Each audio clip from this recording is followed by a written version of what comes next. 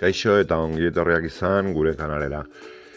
Orain honetan, 2022ko ekainean USE azterketak agerturiko ariketa bat ebatzeko du. Eta ariketak ematen digu zuzen bat, R zuzena, eta pi plano, beste plano bat.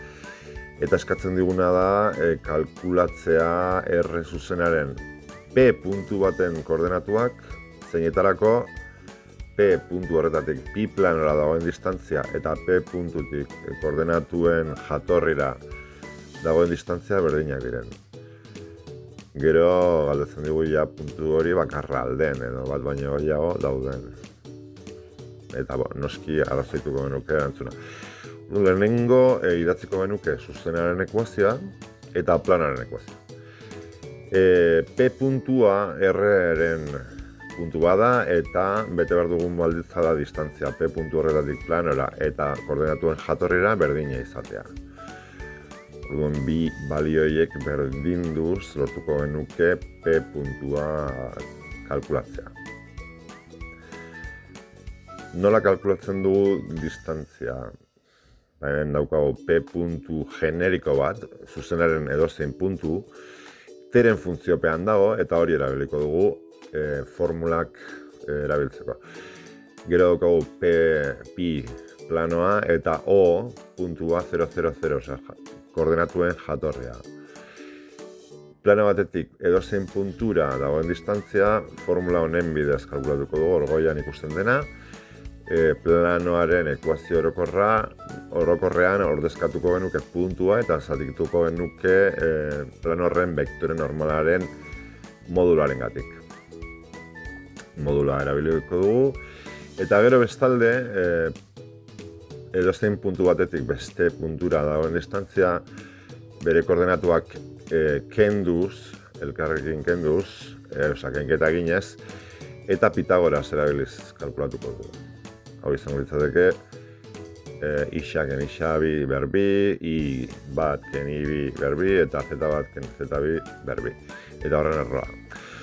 Orduan, lehenengo kalkulatuko genuke P puntu generiko horren distantzia pi planora arte, ez? Lehenengo goiko formula erabiliz. Eta teren funtziopean gelditzen zaigu.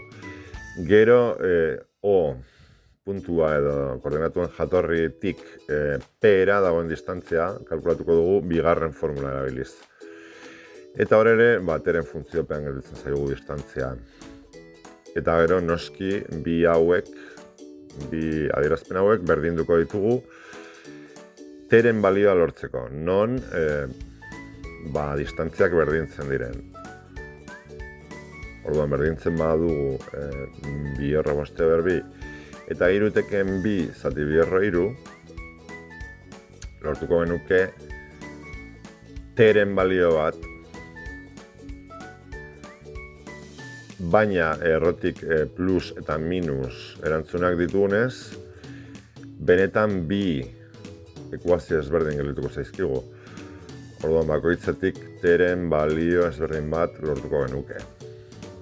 Lehenengotik T-ren balioa lortzen duguna izango litzateke razionalizatu ondoren minus iru ken bi horra zati iru. Eta bigarren ekuaziotik lortuko genuke beste teren balio bat minus iru ken bi horra zati iru. Teren balio bakoitzarekin P puntu ezberdin bat lortuko dugu, beraz bi puntu izango dira bi baldintza hau betetzen dutenak. Beraz, distantzia berdintzen dutenak planora eta jatorrira, koordenatuen jatorrira. Eta P puntu horiek T ordezkatuz lortuko genuke, ez P puntuan. P puntu generikoan T-ren bi balioak ordezkatuz P eta P' puntuak lortuko ditugu. Eta bi puntu hauetan beteko da baldintza. Distantzia berdina dela jatorrira eta planora. Orduan hor, ikusiko genuke orain nola geldituko litzatekeen planoa, zuzena, eta bi puntu hauek hiru dimentsiotan, espazioan.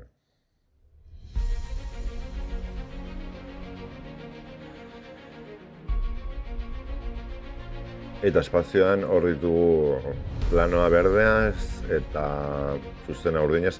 Eta hori kalkulatu ditugun bi puntuak, distantzia berdina dutena, jatorrera eta planora. Bideo hauek gustatzen bazaizkizue, emaiozue gustatzen zaigu eta arpidetu zaitezte kanal honetara. Mila esker.